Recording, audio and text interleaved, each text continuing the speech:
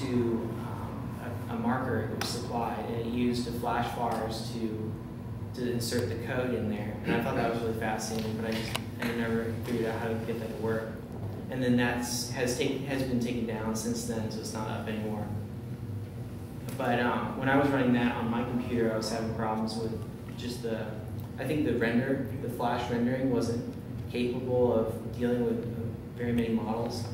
Like it would deal with a cube, but anything beyond a certain number of polygons would make it flaky. So I don't know if, I don't know.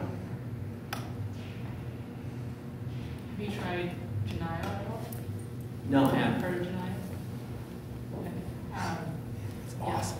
Yeah. No plug, but basically, if you know a little bit of coding or PHP language, you could take any images and configure a 3D model on top of it. So let's say you have this greeting card and you want an AR experience attached to it. On the website, you can already load in an image of this and then have a tracking configuration right away on top of this card. It supports full 3D as well, so that's the limitation. Yeah, it sounds like it, yeah. Sounds like it works. Yeah. I mean, I think the potential,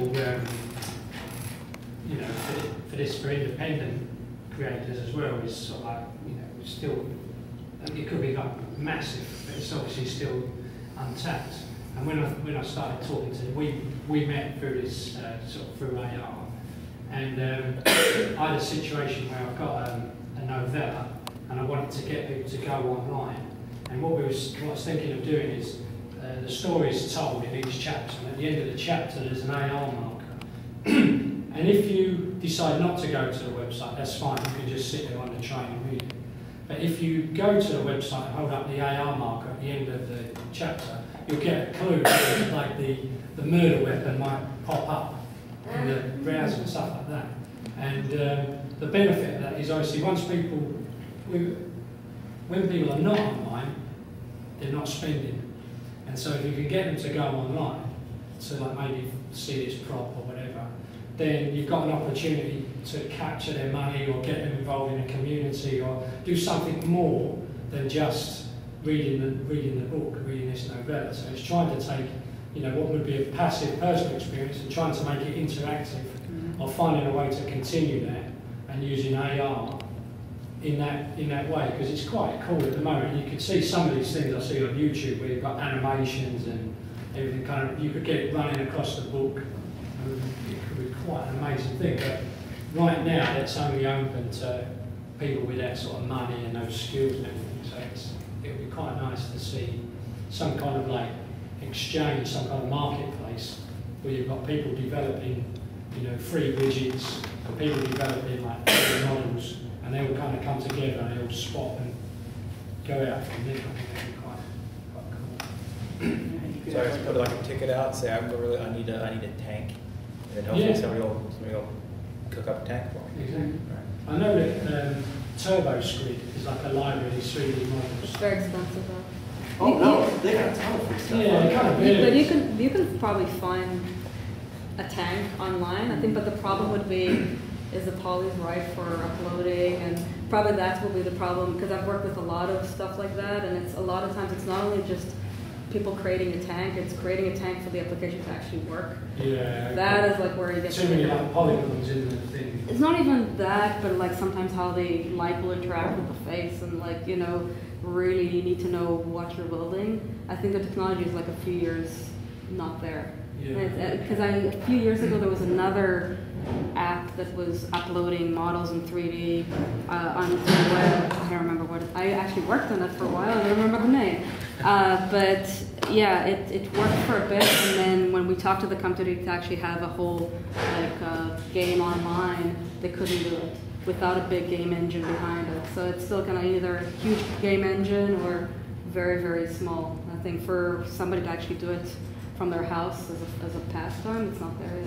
Well, people have done some of that with Second Life, but that's within a constrained environment. It is, exactly. And somebody I used to work with is actually producing something that people can actually really interact and create online, but it's still not there from what I've seen lately.